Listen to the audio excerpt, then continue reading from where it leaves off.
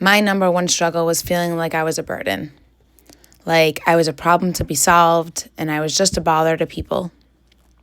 But this thought just kept me stuck. It kept me hating myself, and it was the furthest thing from the truth. Because your loved ones would rather help you and hear you vent every single day than to grieve your loss. So today, I'm talking to the ones who feel stuck, who feel like a burden, who feel like they will never come out of this. Hi, friends. It's your host, Meg. And Amanda. Welcome to Wake Up and Listen, the podcast where two friends get real about purpose, intuition, and laughing through the chaos. If you're into personal growth with a side of giggles and maybe an existential breakthrough or two, you're in the right place. Let's get into it. It's time to Wake up and listen. Good morning, Wake Up and Listen family. Welcome back. This is your host, Amanda Nicole. Thank you for choosing the Wake Up and Listen channel. Every time you listen, like, or subscribe, you help us grow and reach more people, and we appreciate you from the bottom of our hearts. In honor of Suicide Awareness Month, I want to speak on what this is like firsthand. So if you or someone you know is struggling, you can understand and truly understand what it is like and how to help. So if you know someone as you're listening to this, please send it to them so they really can feel heard and understood through this. I am so grateful to have this platform to speak to the people who are silently struggling, the ones who are in so much pain on the inside that the only answer you feel you have left is to leave this earth. The feeling every day that you push through, you get yourself ready in the morning as best you can so no one can see the struggle. I get it, because that was once me. Slapping some good makeup on, a nice outfit, and the world will never know. They'll never know how tired I was of the daily struggle and how ready I was for the pain to just end. But I want you to know, I see you. I understand that inner conflict, but you are not alone. And I also want you to know, it is temporary. And having a permanent solution to a temporary problem will never allow you to see the life that can unfold for you when you hold on and find the ones to help you through this. The season of depression or suicidal thoughts, it's not you, it's not your identity, and it won't be forever. It can't be, because no feeling lasts forever. Life is ever changing, but it starts with you. The way you talk to yourself is a huge piece in how you see the world and how you experience the world. Because you are with yourself every day. You are the only one in your mind that can really feel your feelings and understand what you're going through. So talk to yourself the way you would talk to a loved one struggling with the same things. You'd probably tell them they're worthy of a beautiful life lived and how needed they are on this planet and in your life. How important they are to you. So you deserve the same kind of self-talk. You deserve to tell yourself that you deserve a life well lived, and you deserve to keep showing up for the people you love and keep being a light in their life. My number one struggle was feeling like I was a burden. Like I was a problem to be solved, and I was just a bother to people. But this thought just kept me stuck. It kept me hating myself, and it was the furthest thing from the truth. Because your loved ones would rather help you and hear you vent every single day than to grieve your loss. So today, I'm talking to the ones who feel stuck, who feel like a burden, who feel like they will never come out of this. And to really help you, I want to share some tools that helped me take a few steps away from the ledge. The number one thing that helped me was to make a list, a gratitude list of everything you're grateful for in your life and about yourself. It can be the smallest thing, because that thing that you think is really small is actually big for somebody else. but reminding yourself that you are whole. So for example, I am a loving human. I am a great cook. I am an amazing provider, amazing partner. I am a loving wife or husband, daughter or son, father or mother. I'm grateful for the roof over my head and the food in my belly. I'm grateful to wake up another day and try again.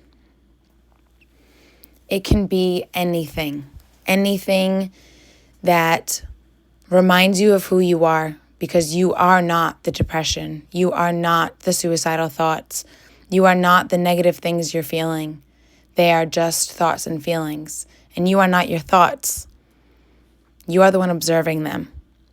So when you can make a list of the things that make you whole, the things that make you a beautiful human, you can really remind yourself who you are without those anxious days or depressive days or whatever it is you're working through. And add to this list every day, make new ones every day, because seeing this on paper in front of you, it helps you move from all of the negative you feel inside and gets you to see yourself as a whole, not just in this hard time. And a reminder, your worthiness isn't measured by this list, but it does help you to recognize the good in you. You're worthy because you're alive. You're a beautiful soul just trying to figure this human thing out. And it's hard. And it's scary. And it can be a challenge, but it can also be beautiful and simple and on purpose. The main thing that helped me fully live was realizing I didn't need to live society's version of life or what they told us life was supposed to be. And that pressure can feel so heavy on someone who doesn't feel like they fit the script for what they were told they were supposed to be. I knew I didn't want to actually leave the earth and the people I loved.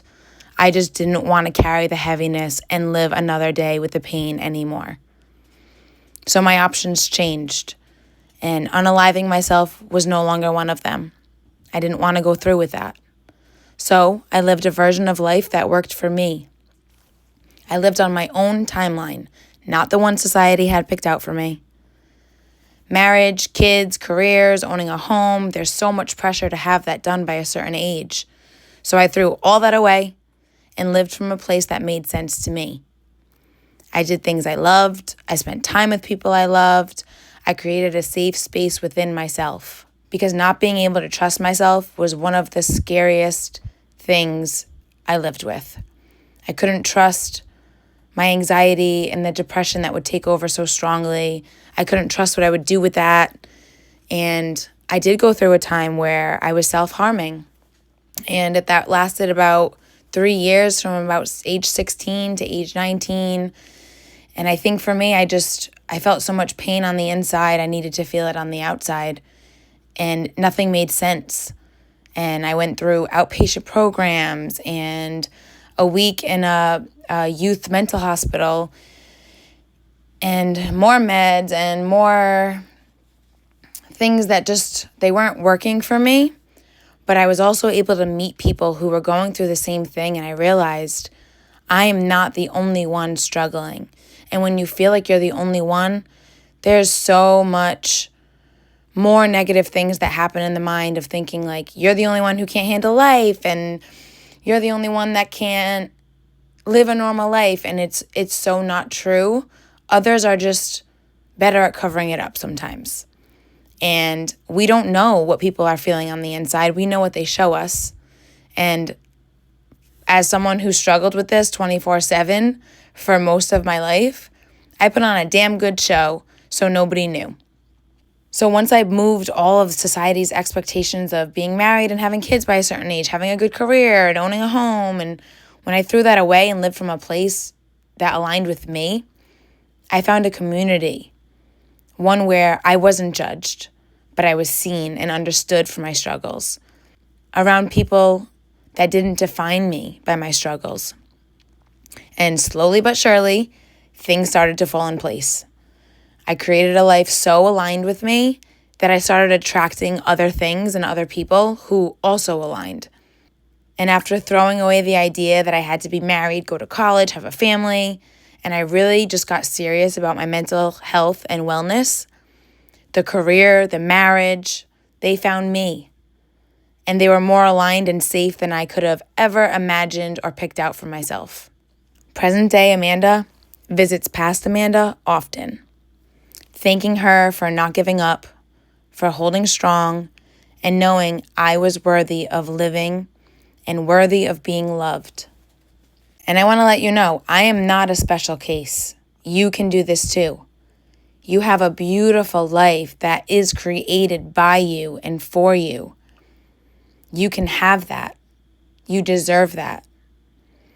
Find someone in your life to help you through this tough time, whether it be a counselor, a friend, a family member, a stranger you met who also went through a similar experience, or a journal. Grab a journal and vent out all that negative talk that's stuck inside your head. Get it out, burn it, or if you want, save it and look back at it one day when you get through this and you see how truly strong you are, because you're stronger than you know. Turn to your higher power if that feels right, because you are never alone. I love you. I see you. You are worthy, you are beautiful, and the world needs you. If you feel like you want some extra support on top of the family or the counseling or whatever it is that you're going to use as a tool, I offer one-to-one support. I'll link my Instagram and my website in the description below.